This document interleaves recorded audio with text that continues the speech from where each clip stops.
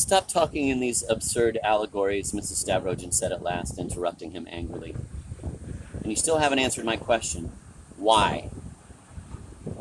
I'm waiting for your answer. I haven't answered that why.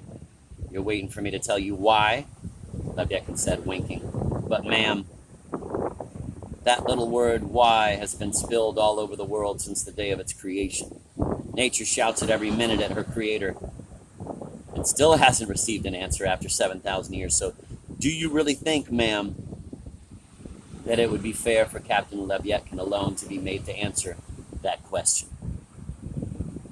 That's a lot of nonsense and has nothing to do with what I asked, Mrs. Stavrogin said, beginning to lose patience. That's some sort of allegory. I think, my good man, that you are allowing yourself to use language that is altogether too flowery, and I consider that impertinent.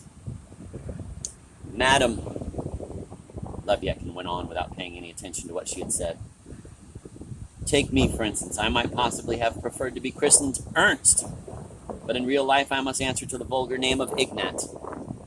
Maybe I would have preferred to be called Prince de Montbart, yet I'm nothing but Lebyakin. That comes from the word Lebiad, swan. Now, why is that?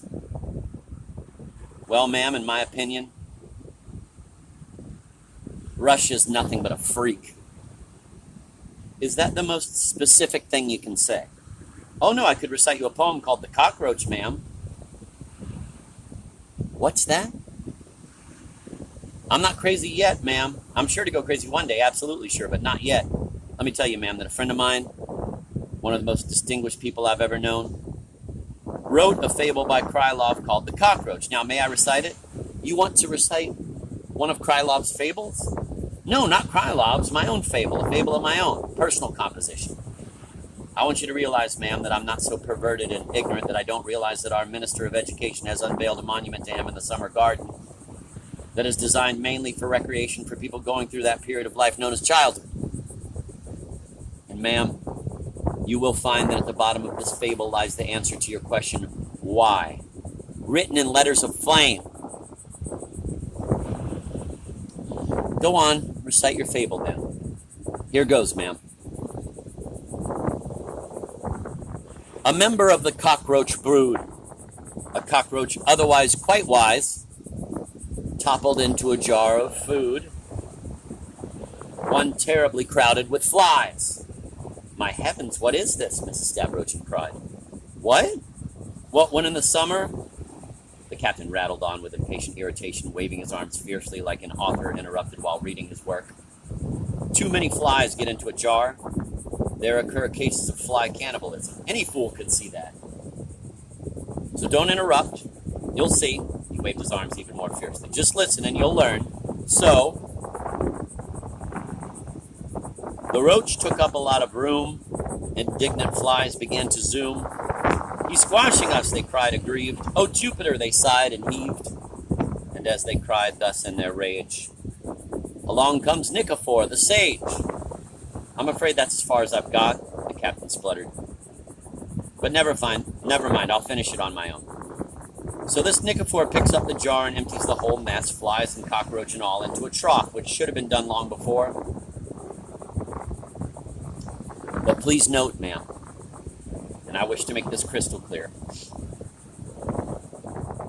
the cockroach didn't protest. And that's the answer to your why, he roared triumphantly. The cockroach does not protest.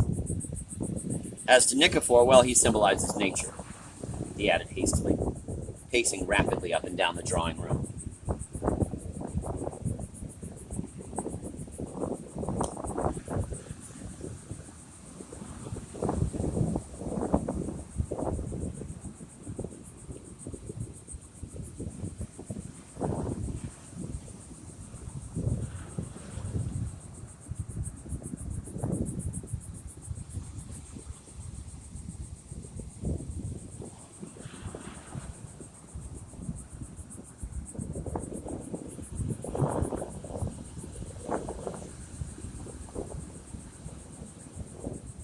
Mrs. Stavrogin became very angry.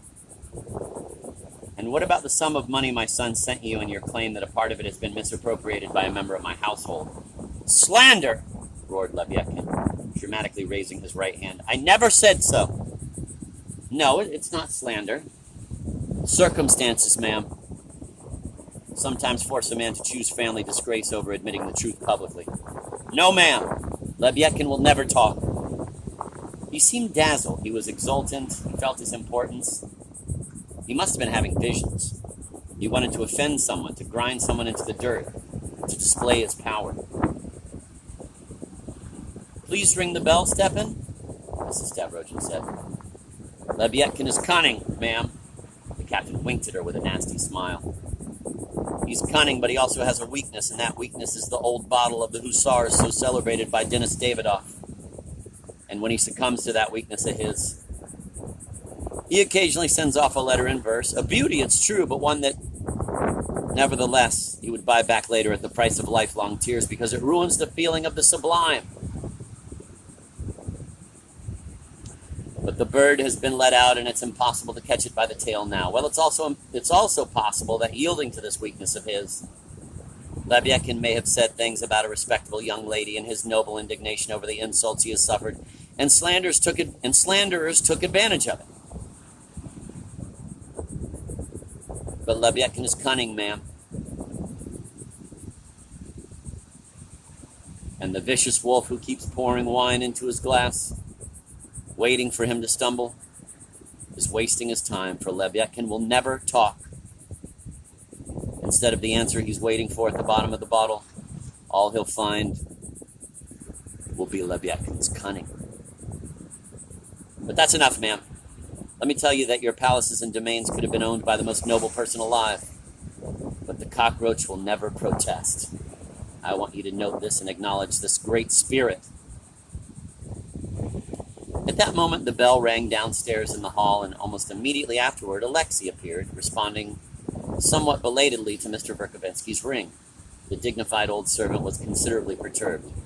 Mr. Nikolai has just arrived, ma'am, and he is coming up here this minute, he said in answer to Mrs. Stavrogin's questioning glance.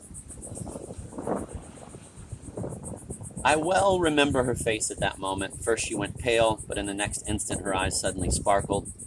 She sat up straight in her chair with an air of supreme determination. Indeed, we were all startled. Stavrogin's unexpected arrival, we hadn't expected him for another month yet, struck us not only because it was unexpected, but also because of the strangeness of the moment. Even Leviathan stopped in the center of the drawing room and stood there like a post, gaping open-mouthed at the door. Soon the sound of rapidly approaching footsteps came from the large adjoining room. They were light, very quick footsteps, and sounded almost as if the person were rolling along.